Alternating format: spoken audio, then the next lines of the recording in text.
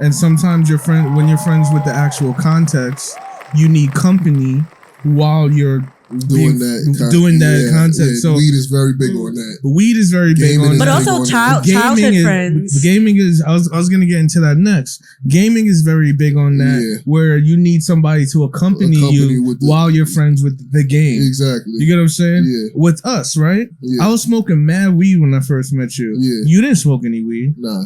You get what I'm saying? But we still parred. We were making music together. That was the bridge. But we don't make any music now. You get what I'm saying? I think for real friends, there has to be a personal connection. A personal connection. Not a context connection. Not a context connection. Welcome back to the IC. I'm Sean Johnson. Old Head Step. Sade Renee. Namaste. Welcome back to the IC. What's up, my nigga? Hey, guys. Nigga bougie as fuck. Something wrong with y'all too. Yo, y'all make me feel like I'm normal. Hey man, under stimulation versus overstimulation. Don't talk to me about that. I guess I'm too hot to be overstimulated. So this is the IC. This is episode well, I put that shit before, but 20-something. You already know. See Gino moshing up the couch. Mosh. Just like how Gino moshing up the couch, mosh up the notification button. Mosh up just like that. Mosh up the subscribe button. Lay upon it. Sorry, big man things. So what's on your mind today, Sade? What's on your mind? On mine, I think it's like I seen this I was talking to Gino about it earlier. It was like Cubana links, and I'm just thinking about like when I was just super into videos. I was super into like videos and video models and that whole world, and she's a crackhead.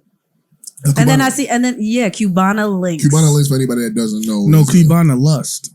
Lust. I don't know why I said links. I don't know. Lust. Okay. Yeah, Cubana lust. She was a video vixen. Video vixen. It was her. It was Esther. It was Buffy the Body. Oh yeah, I remember Buffy. And I just seen like remember Buffy. Also there's another girl. I don't know her name, but has AIDS. And it makes me think of like these BET movies that we watch, like they have on. I don't watch them, but it's crazy because this is how Cubana lust used to look. Yeah, she was like she was like a baddie when we were younger. Like this is where baddie culture came from. This is exactly where baddie culture came from. Video vixens. Are all baddies now like aspiring video vixens? She's a crackhead now? Yeah, they showed her mugshot. Shorty looked bad. She's in porn. There's mad porn shit. I wouldn't be surprised. But so what I was thinking was just like the woman or the feminine pressure to kind of like want to look a certain way and be a certain way, and also like baddie culture now. And just like I said, there's these BET movies that are like about these kind of girls, and they end up in these like really crazy worlds that they didn't really expect to see themselves in. God. Right? It's sad. To me, it's just like, what the fuck?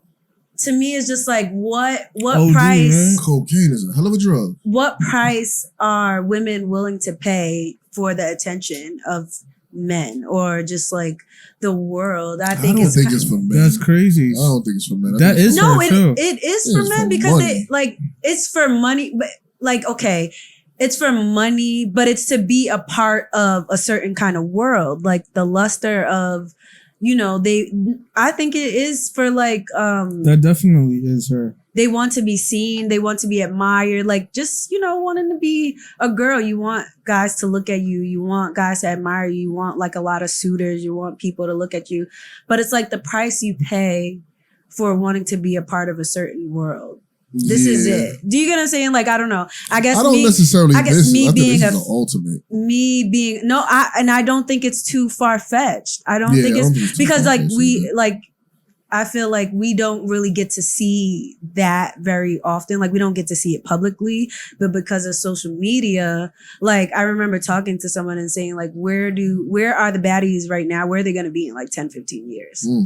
You get what I'm saying? Like, I've never seen so much coochie and butt on my, and I'm a girl, and I watch, like, even like there's this fitness page. Fitness page is just like, there's a girl who got ass. Wait, but listen, this girl got arrested. She got arrested for making sexually suggestive videos, but she was in a gym.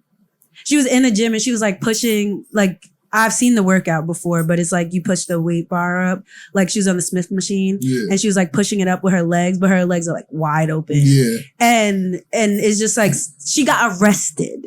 Why was she get arrested? But this is, I guess this is what I'm saying. Like, the price we pay for the attention. Yeah. I mean, I get it, but I think some of them on the other side of the coin, I think some of them are just going to be pretty grandmothers. I don't think all of them are. Right. Yeah, all of them. I don't think all of them are subjected to what happened to Cubana Lust. Yeah, that's kind of Cubana Lust was also one of those video vixens that was like doing like porn and like penetration and all. Like, I'm not saying like, I'm not trying to but half of these stereotype girls, any of those girls, but like you know, that porn world is a little. I just feel like if you're willing to do porn, but you don't have to do. You don't have porn. You don't have to do porn. You can go on all these girls with OnlyFans. All these girls doing like. I agree. I'm sorry, but it's just like, as a female, me seeing this and seeing it being like almost like a trend to be like overtly sexual and just like putting it all out. Like, I get like the male gaze, and it's like you used to be able to just see it on like Playboy magazines or like videos, and it's just kind of like it's gone to extreme. It's everywhere now. And like, I'm sorry, y'all are being nice by saying most of them don't do this stuff, but they're at these like really high end parties, like they're going to all these places. You can get laced. I'm gonna be 100%. Like, I'm just saying the safeness. Yeah, I don't really of know the world. Like, I'm pretty sure she didn't voluntarily start smoking crack. You get what I'm saying? Like, I'm pretty sure she was at a party and somebody was like, "Hey, try this. You want to be here?" Like, we watch movies on it, and I think like is there like a story or like how she got on drugs? Like, I don't know. Like, Delonte West was on. I don't never really like know. Like, when was the first time a crackhead tried crack? You know what I mean? But listen, okay, in my work, in my line of work, I've heard a lot of stories. A lot of people it's just like they don't think they don't ever think they're gonna be that person, and they try it once and you never come back. Yeah, of course not, man. But I'm just saying, like, the luster of that world, like all the drugs that they take, all the things they're doing, like it's like inevitable almost. I feel like it's like, look at most of the celebrities. Look at like where, look at how they end up. Like, think of how many like celebrities are in rehab, and like that world. That's what you do in that world. So to want to be a part of that world, it's like, what's the cost for being these type of women? I just think it's sad. Yeah, I just think it's like sad, and I wish like women just. I don't know. I just wish things would change. I wish it was just like, it wasn't so extreme. Oh, I agree with you. I honestly don't know enough about the video vixen or IG model world. Think about Hetty. I mean, but I feel like. So basically, like, there's certain things that I say, like, if you're willing to do certain things that are like extreme, it's not a shocker to me that other things like that come into play, because it's like, I mean, like, that's what I'm saying. Yeah. So if you're gonna go there, you're gonna go there. Yeah, you get what I'm saying? Like, if you're, that's what I'm saying. Is like, but that's the price we pay for wanting the money and the eyes on us. I think that's an extreme though. That's like, I don't know. Maybe you're right. Who knows? I just, it's very sad that, like, you know, she ended up like that. That is crazy. I don't know. It just kind of like been sitting with me for a while, and just like Is this what we Who do was now? the other girl that was giving AIDS? I can't remember her name. I don't know, but giving AIDS to mad fucking artists is like that's not scary to y'all. It's terrifying. I was trying to be in the music industry. I was in the music industry, and one thing that always used to cross my mind is like, you remember when Chris Brown and a whole bunch of fucking famous people were fighting over karate with Karuchi? You called her karate? I always look, somebody made a joke. I keep calling her that, but like, I just feel like, at what point do we like? I don't understand why famous people, like, why do people of status fight over the same women? Like, there's so many women in this world, but you keep why is it so that Chris Brown dates a girl and now everybody wants to date that girl when she's single? Is it not like the same thing that you said for girls? Like every guy every girl dates like the top 5%. No, but the difference is it's a small so like there's a small percentage of those men. So it's obvious that these average women or women that are not in that stratosphere would strive to attain that. When you're talking about from up down, not to say like anybody's less than anybody, but like from status of value, like you're Chris Brown and you're whatever, Chris Brown alternative, whatever, and y'all all up here. Why y'all all fighting over this one girl? It's classism. I just don't get it. I think it's classism. I think celebrities, they look at people like working class people as regular people, like regular niggas. I don't see anything wrong with that. I feel like, but it's like, okay, for me to be put myself in somebody famous shoes, fabulous. Say I'm fabulous, right? And I'm dating a nurse. You get what I'm saying? To me, that's fine, but to them, they look at it as like if they. But what is it? I get you. I hear what you're saying. But do men really think? I feel like as a man, we don't operate like that. I think they date their coworkers. They date other famous people. You know, so if it's somebody. You feel like you would do the same if you were famous? No, because I wouldn't want the attention. A girl with like I would want somebody to balance out my attention. Exactly. Basically. I feel like Baby Keem. I don't know if y'all know who he is. I love Baby Keem. I love Baby Keem's music. His Kendrick's little cousin said a line in a song that I fucking wholeheartedly agree with, and I want a bitch that no one knows. I'm trying to find me a bitch that no one knows. Like I feel like that shit. Like for instance, like growing up in North Shore, you don't want to date nobody in North Shore. Why not? Because be a fucking North Shore. Yeah. Exactly. I don't want like. And have North Shore babies. North Shore babies that hang out and nourish. Like I don't want that. Like man. Like I'm a North Shore baby. Like there's nothing wrong with that. It's nothing wrong with it. But it's just there's everything wrong with it. Okay, I get it. But you know what I'm saying? I don't want everybody. We're all cousins. I don't want to be. I don't want that. I don't want that. I just want let me go reach out of the pool and find somebody from somewhere else. You know what I mean? Like. I just don't understand the mindset about like, especially from a man's point of view, because we don't operate like that. We're not. Like, for instance, you know how, like, there's this ongoing conversation of what do you bring to the table? Like, so say I am the table. Oh no, I'm joking. I'm joking. No. I do that with you. So let's say we're like high value men, which I still believe, you know. Anyways, no. But like, say we're high value men, right? We gross like $2 million a year, right? What do you benefit of having another woman that makes as much money as you? Do you have to define what a high value man is to you? All right, so let's leave high value out the way. Financially successful. But that's what I'm saying. Like, is it really financially successful, or is it really high value?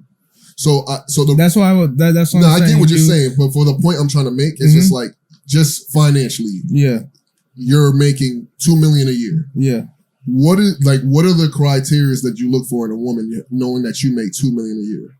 Are you looking for somebody that makes? No. I'm looking for somebody that can nurture my family with and put in the same like principles and morals that I believe in, that we believe in, into our kids, and focus on the kids because I work so much. Okay, so that being said, women on the other hand, I'm not trying to go at y'all, women will say like, if I make $2 million, I want a man that matches that. That's how women think. Yeah. Men don't think like that. So again, when you say like, when I ask the question, why are celebrities fighting over one woman? She's not the only woman that can give you those values. Like, I have a thought. I have a thought. What if because these men that are in that like realm, they're in their feminine. I think that's what if they're in their feminine? Because think about it. They are constantly catered to. They kind of just have to show up and be who they are. That's feminine. Like, do you get what I'm saying? Like, they don't have to really do anything but create. And that's also feminine. You get what I'm saying? Like, what if they're not fully in their masculine where they don't operate that way? Because that's they said, like, from what you're saying, they sound like a bunch of girls fighting over a nigga. Yeah, they do. Like I'm that's just what I'm thinking from what you just said. The reason I say I think it's classism, I think is just they're just dating other women in the office.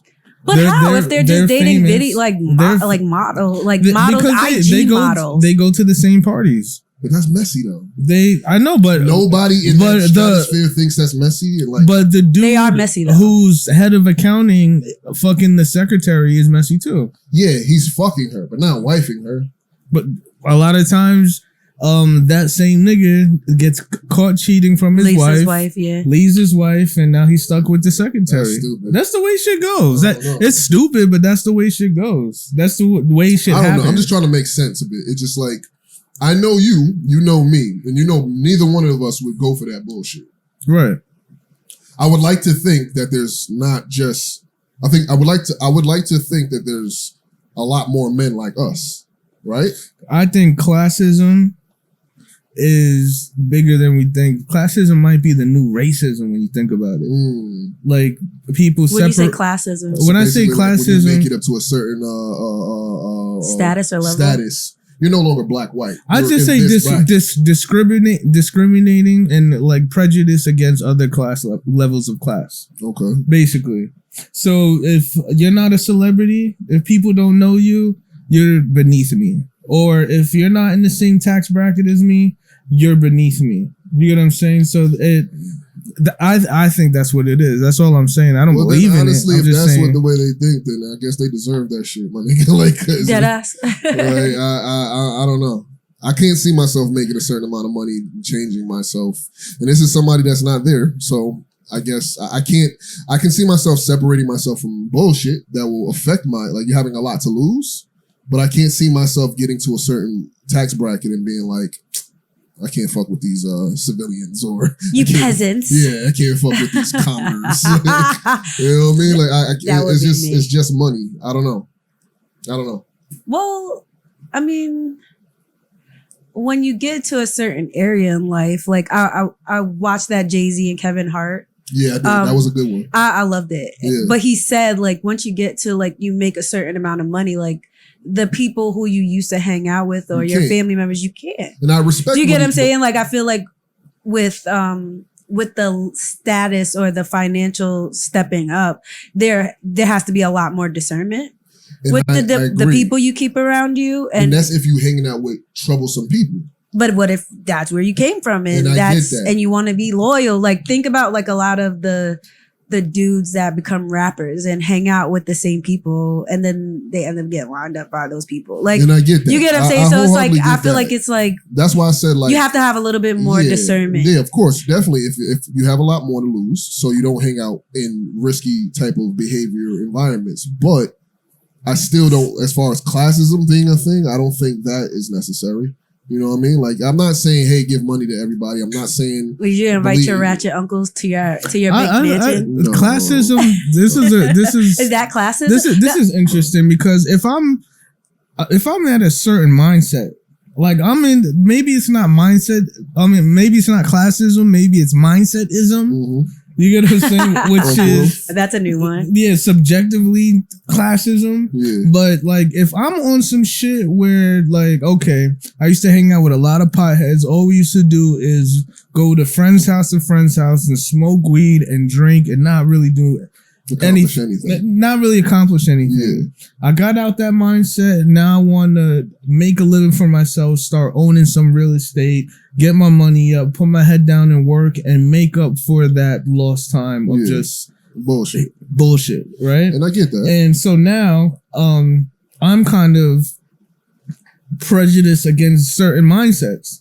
Now I don't want to be with somebody that just wants to smoke and drink and they in the hedonism all day. Yeah. You know? Yeah, I lost a lot is of that those friends. classism? No, I think that's just being around people that could produce liabilities. You don't want many liabilities. You want to be around people that's productive. I get that, but you still don't. It's not so. So right now, as we are right now, we're not rich, but we're okay. We're living good.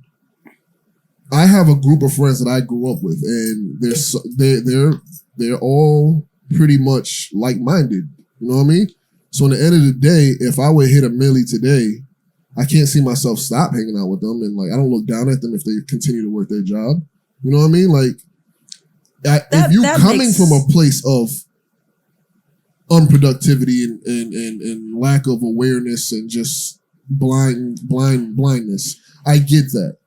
I'm not saying that you should just go back to the hood. Like, no. But if you coming from a place where it's like, okay, you already surpassed that part of your life, and now you're in an average place, or just you have a good circle. Why would you cut your circle off because of classism? Like, I don't. That's the place. Because class has a bunch of different variables. Okay. Class is culture. Class is you do certain things in certain cultures. Yeah, right? some things are like the caste system in India. Like, right. Yeah. So class is culture. Class is financial status. Family status. Family status. So it's a multitude of different things. So when somebody doesn't want to associate themselves with a certain class. So is that like single people and married or coupled people don't hang out with? Yeah, don't hang out with each other. Like if you're a single person. We might have to get definitive with this. So I'm gonna pull up. That's why I'm kind of asking, because I know like as like if you have married friends, a lot of times you're not really going to hang out with them because they're single. You're not doing the same thing. My single friends won't invite me to the strip club. Right. But that's just out of respect. So, that doesn't mean we don't pause. Classism, right? Prejudice against or in favor of people belonging to a particular social class. Right? So is that middle class? So it's I think class? It's to a certain social class. Yeah. So I was wrong about a multitude of different things, right? Yeah. So now when we look at social class, a division of a society based on social and economic status. Okay. So it's pretty much the same. Right. I was kind of saying you wasn't. Just the umbrella was bigger. Classism is a bigger umbrella. Social class is what we really were talking about. Right. So, but I'm at the same time. Well, that makes sense. So, here's how I would handle it if I'm a millionaire and my friends are not. First, I'm gonna see if there's something that I can try to incorporate them with. If I feel that they are capable of doing something, I'd offer them that. If they didn't want to be with it and they just wanted to live their regular life, we gotta be realistic. No, I'm gonna be honest though. Well, that makes sense because I want to open a wellness center and my friend's a nurse.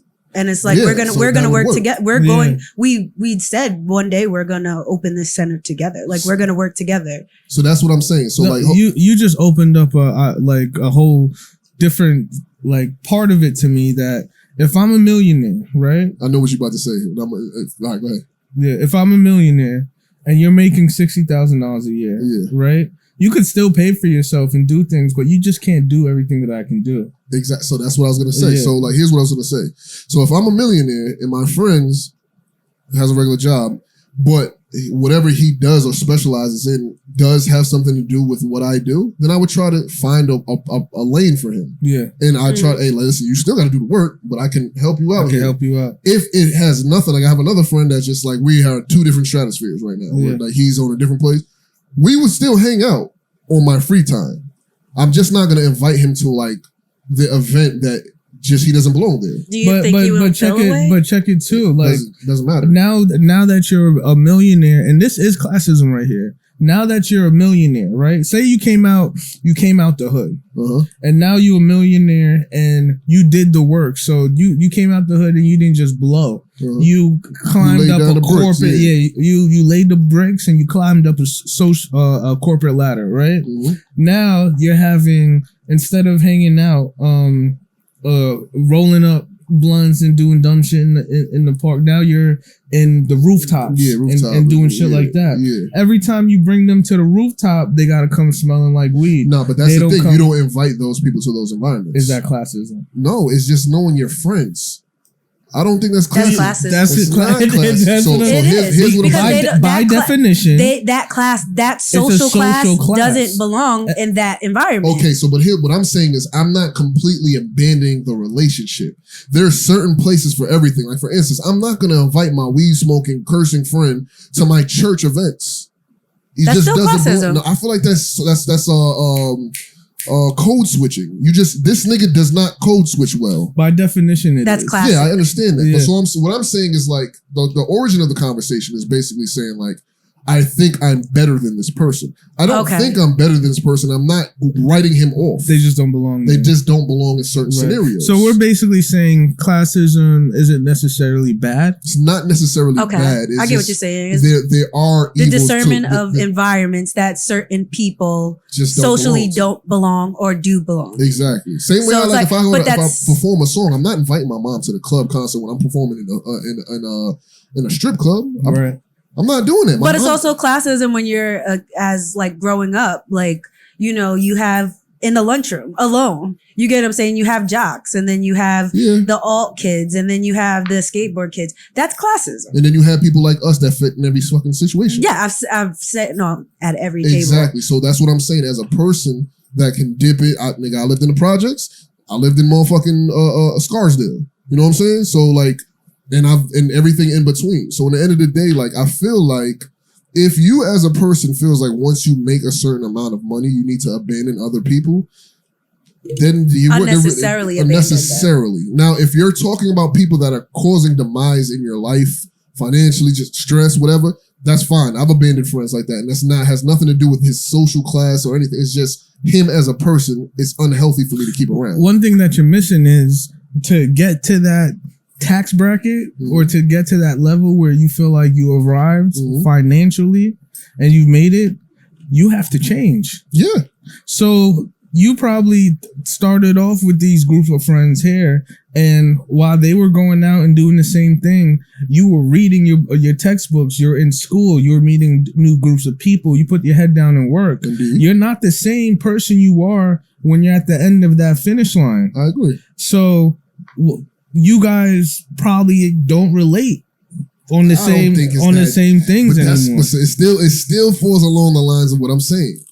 If you still find that person to be your friend and you still have some type of connection, I don't look down on him because he didn't do what I did.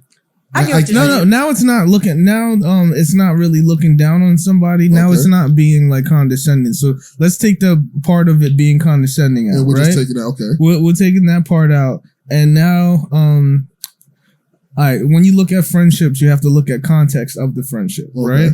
So certain classes of people do certain things. Okay, paint me a hypothetical friend. A hypothetical friend is your gaming friend. The contextual value of that relationship is the game. Okay. Another context of a friendship would be smoking weed. Okay. When you go over their house, you roll up. Oh, what bud you got? Oh, that's fine. You're smoking weed together. We get on the game. Another one would be sports. Okay. You guys talk about Kobe. You guys watch the game. Oh, you guys trying to go to the Mets game? That's your sports friend. Okay. Now, for these guys that are doing unproductive habits that don't really coincide with a successful man, by the time you get to that finish line and you grow this way while they're staying this way, you guys aren't going to be doing the same things anymore. That's what I'm trying to say. Not as frequently. I'm gonna tell you like this: if I have a passion for something, that if me and you share a passion, right, I may not have the time to deal with it as much as I used to. I can't do it every Friday, Saturday like we used to, but I have vacations. Hey man, look, I'm gonna be off this week. What you trying to do? You know what I mean? So at the end of the day, I get the separation. But now I'm saying also too. Now I'm saying that it's not sports or it's not gaming. These are lower vibrating habits. That's what I was saying earlier, though. If it's something that has a demise involved, cut them off. Cut them off. That's happened to me. I have no problem with saying if this person is dragging you down, if they're slowing you up, or if they're causing for lower vibrations for you to stop, cut them off. Sometimes I think it happens more naturally than that. Yeah, it does. Like I'm not, I'm not financially high in status, but just changing my mindset and the way that I think about myself and the way that I conduct my life on a daily basis and doing new habits. It's just like some of them weren't dragging me down. They just weren't moving at all. Mm-hmm. And we just naturally grew apart. You get what I'm saying? Exactly. Like there's a lot of people that I really miss them as friends. But when we sat together, we were talking about we were in two different worlds. So we just no longer even not even liked each other, but complimented each other enough to have enough room to build a context.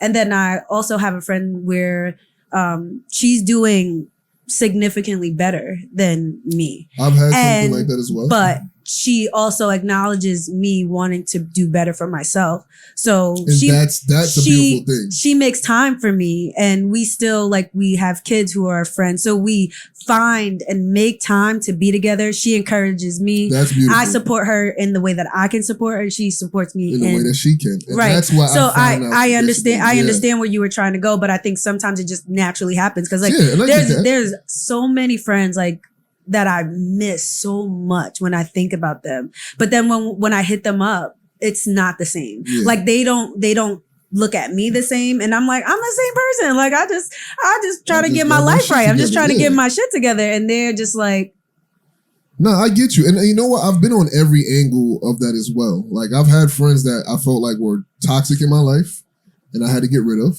Yeah. I've had friends that outgrew me, that I was just, I was still music clubs and whatever, and they had kids and they were growing their corporate job, and we just didn't fit anymore. I didn't fit in their life, and I got it. I didn't get mad. It was just, but I knew if I called, there's times I've called, hey man, I'm trying to get my shit together. I see you doing, hey bro, here's what you do. Right. That's what I feel like should be, bridges should not be burnt. You know what I mean? Like the ones that are toxic, like the toxic friend, they can't call me no more. But that's what I'm saying. Sometimes you naturally just separate. The bridge doesn't burn or anything, but the bridge just grows in two separate directions. Yeah. So there's not even a way to get back to that initial bridge because it's heartbreaking. Yeah. But I agree what you're saying. All right. I have a theory about friendships, right? Mm-hmm. With some friendships, you're friends with the actual context and not them. And sometimes when you're friends with the actual context, you need company while you're doing that context. So weed is very big on that. Weed is very big on that. But also childhood friends. Gaming is, I was going to get into that next. Gaming is very big on that, where you need somebody to accompany you while you're friends with the game. Exactly. You get what I'm saying? Yeah. With us, right? Yeah. I was smoking mad weed when I first met you. Yeah. You didn't smoke any weed. Nah.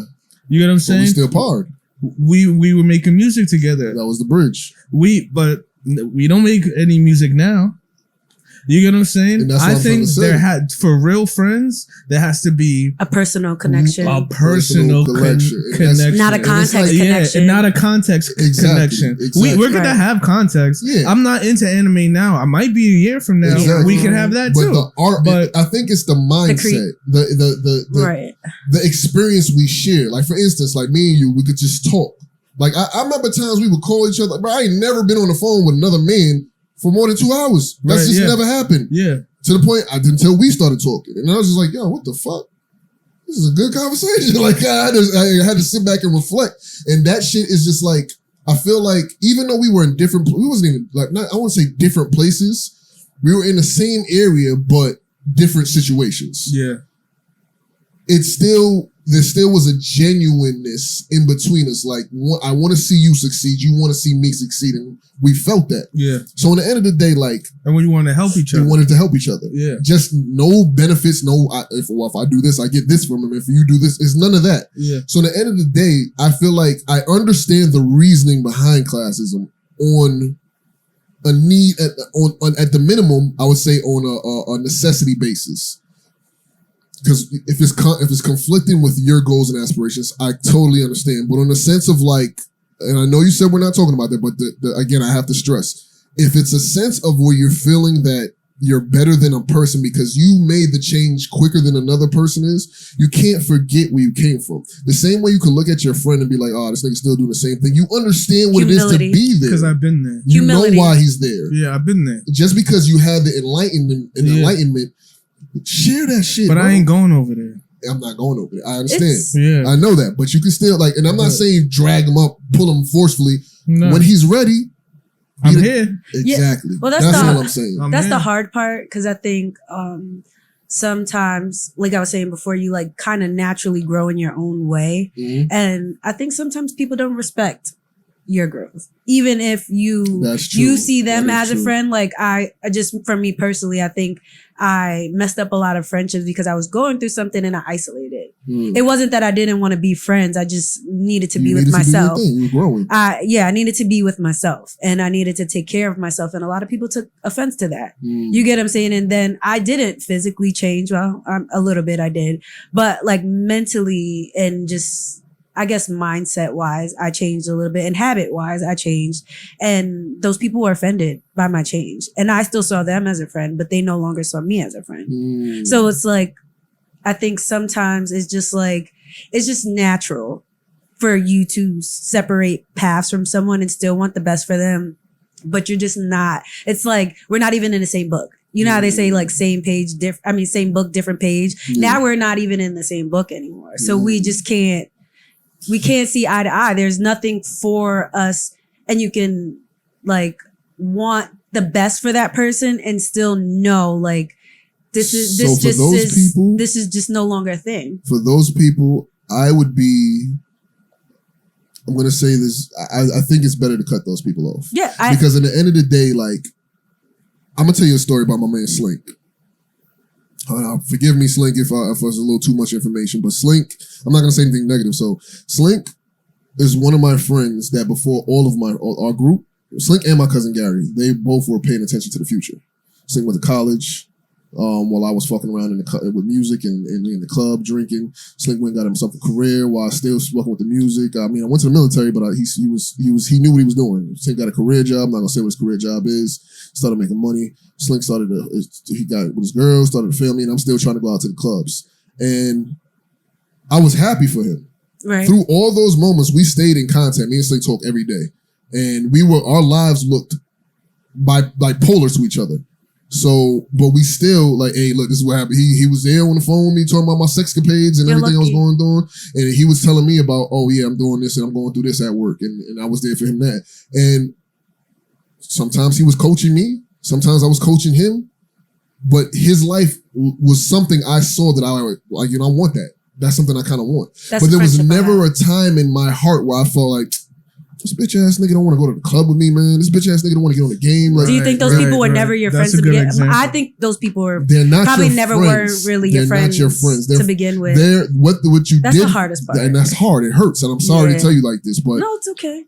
Those people liked what you did for them. Yes, they did not care about your well-being. Right. Like that's why I was talking about that loyalty when we had that conversation about loyalty versus respect.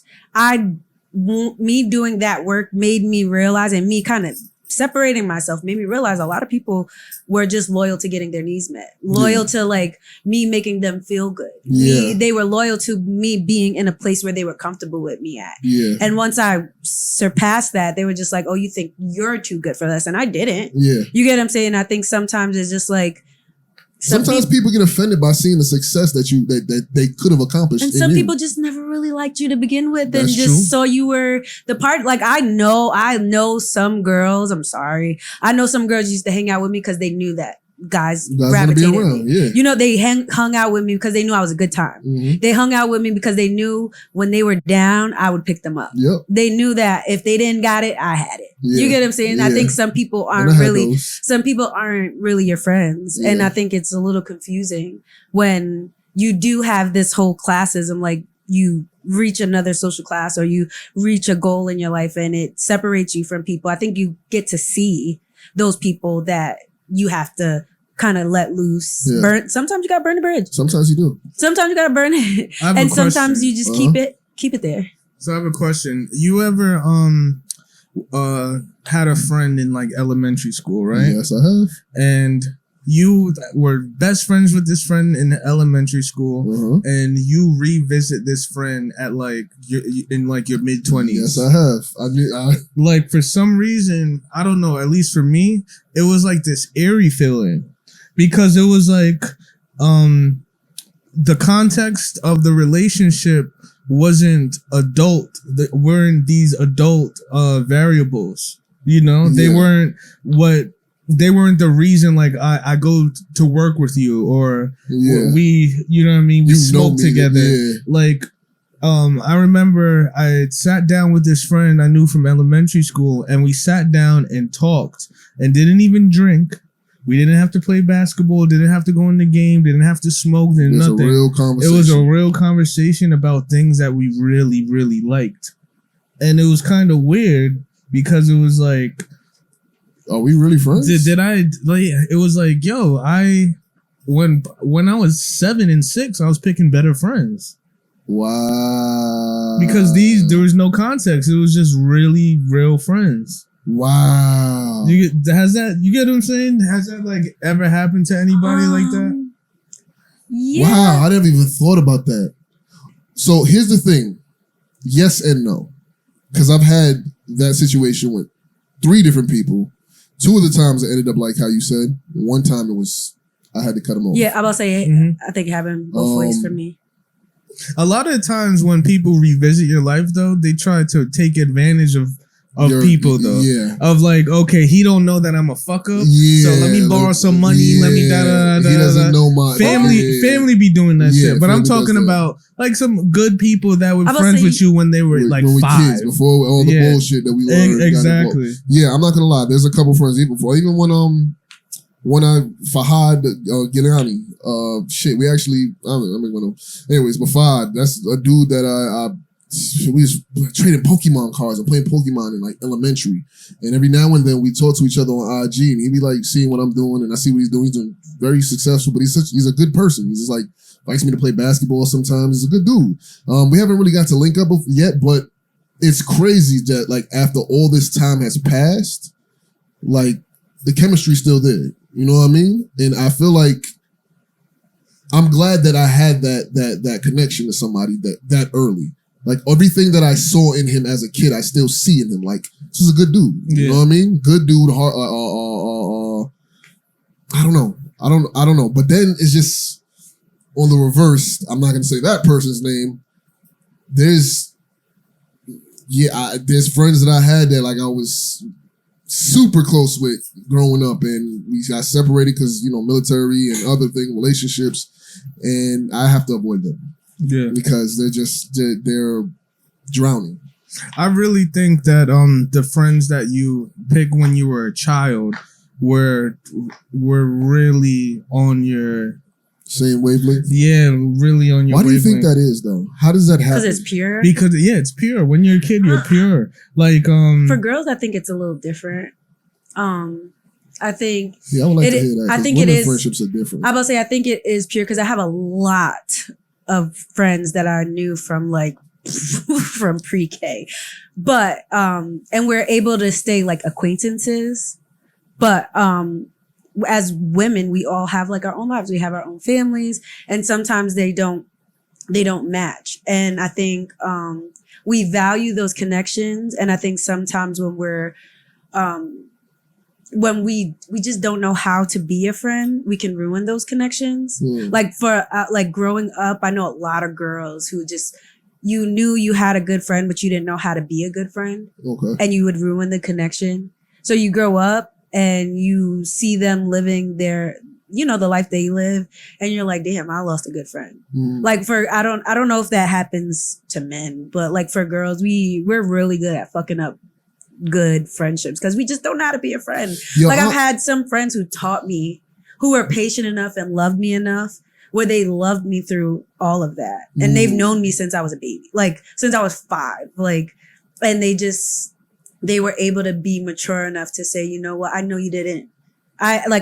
Especially like when you just work in certain fields and you start to understand and you grow up and you have experience, you realize like, oh, that person was going through something. that person had this or that person was this and they didn't know how to be that. So you can kind of forgive them. But some people never come back from that. And I think sometimes when you, as a woman, you get older and you try to revisit those friendships and you try to rekindle them and you're just different people. So it just doesn't work. You love them. You genuinely love them. You want the best for them, but your lives are just like. I got a question.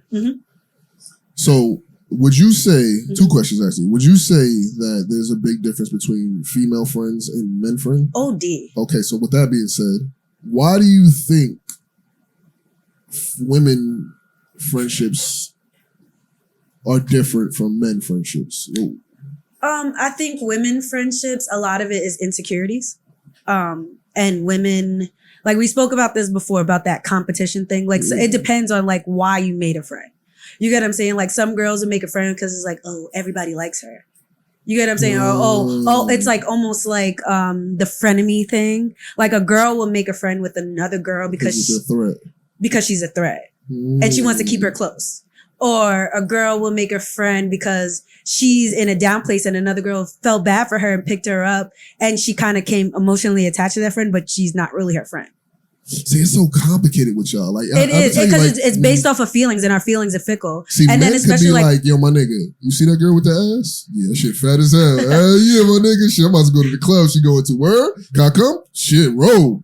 It's funny because there's something mystical about friendships. I'm thinking about it now. The way like we all know each other is kind of weird too. It blows my mind every time. Yo, like, can I just like, I gotta Sade. Now I'm gonna bring you in this too, but I just want to touch on.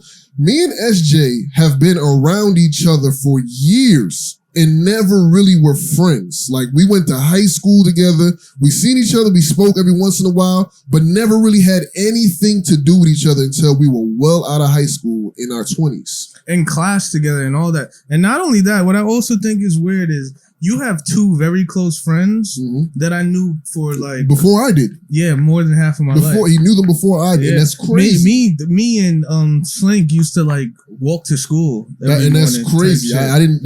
We used to hang out a lot. And that's my family member. And that's what I'm saying. There's a weird synchronicity / chemistry going on that like friendship. We found each other. That definitely. That like certain minds hang out with similar minds and have similar friendships. Exactly. That's why, because me and Keith used to hang out a whole lot. And then you guys used to, and it makes sense. Even Niz, like I knew him in like 4th grade. And that's funny because I always say, I'm like, yo, you and Niz don't. And I tell you, I know he and you are probably tired of hearing this, but I was like, y'all niggas do not realize, like Niz is like one of my closest friends and my oldest friends that I've had. This nigga and my nigga Niz are like two coins, two sides of the same coin. Like, it's ridiculous. Like, sometimes I find myself having a conversation with him, having the same conversation the other day. Like, then we talked about this. Like, nah, we did. Oh shit, that was S. I do that shit all the time, bro. Like, y'all niggas is like, it's scary as hell how like similar minded y'all are. I think just the fact where that like this was funny because inspiration chemistry, but where this chemistry came from to have these friendships is like, it's like, you know, it reminds me of when people say before you enter your vessel, you have spirit guides and you have a spirit group, soulmates, you know, and it's like before you enter these bodies, you go like, yo, we're about to enter Earth together. Like, I'm gonna help you accomplish your lessons, and you help me accomplish my lessons. I hope we find each other. Then you go into your body. That'd be fire. You know, but that's how they say it works. I wouldn't be surprised because I read a book called like, Many Lives, Many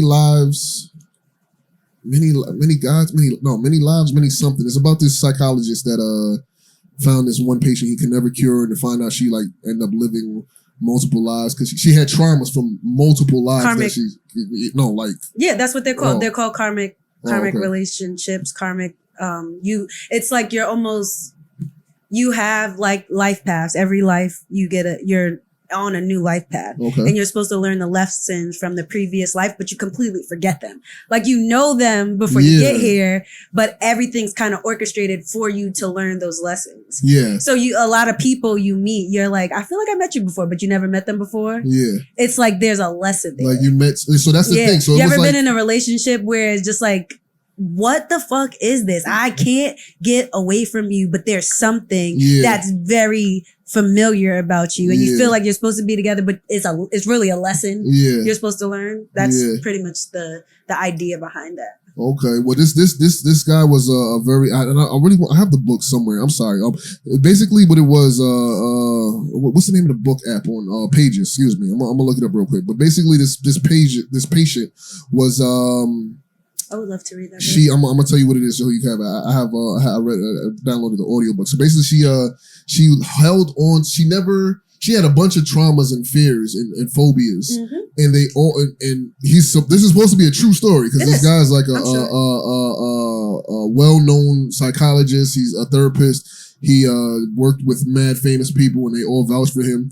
But this patient was having traumas and he hypnotized her, had her relive these lives. Yeah, past life regression. And sometimes she was a man, sometimes she was a woman, and it was like I don't know. It was kind of mind-blowing. It's funny because that's in your birth chart.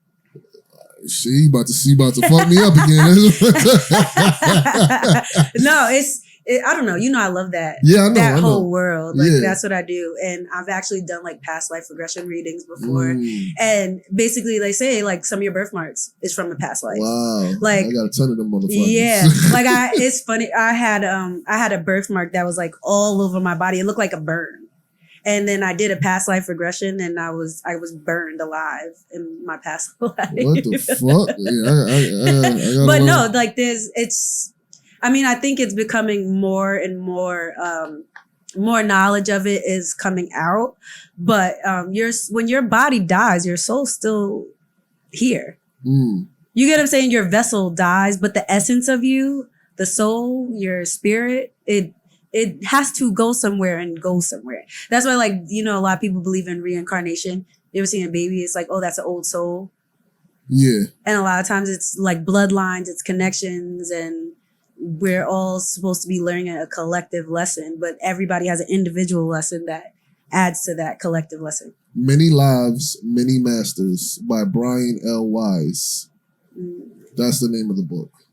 I'm going to read I need to get back on my reading. I read all these books that I find to be like fast. There's definitely like. Oh, he did a Stoicism book. I love Stoicism. I got to check that one out. It was a good book. It's short. It's not very long, but it's a good one.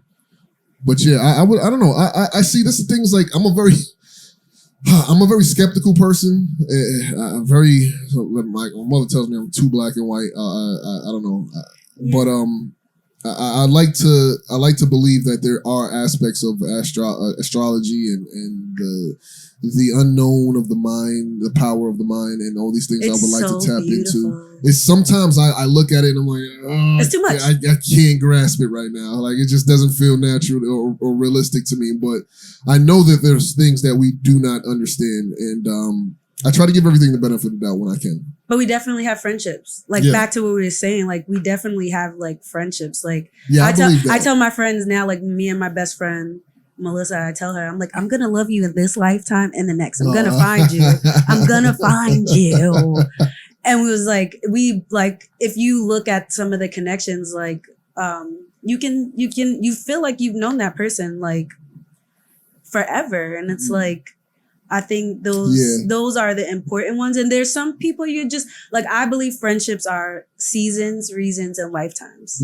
Like they come in those categories. Like some people come in a season where you need them and then they leave. And then there's some people who come to teach for a reason, like just for that reason, and then they're out. And then there's some people that you know throughout lifetimes and they're part of your soul family. Yeah, I agree. I definitely agree. And I think each should be valued.